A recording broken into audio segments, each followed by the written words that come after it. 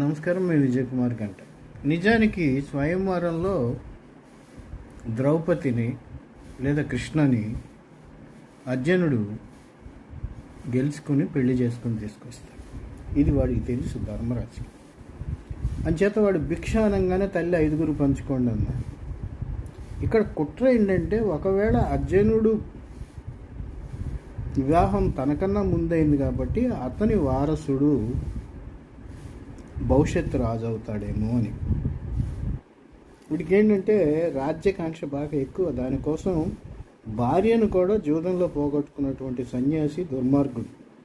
వీడు తరచు ధర్మరాజు అంటుంటే నాకెందుకో ఒళ్ళు గగురుపాటు అనిపిస్తూ ఉంటుంది. ఇవి భారతంలో ఉన్నటువంటి కొన్ని సూక్ష్మాలను ప్రతి ఒక్కళ్ళు తెలుసుకోవాలి. ఈ సూక్ష్మాన్ని గ్రహించిన వాడు కృష్ణ పరమాత్మ.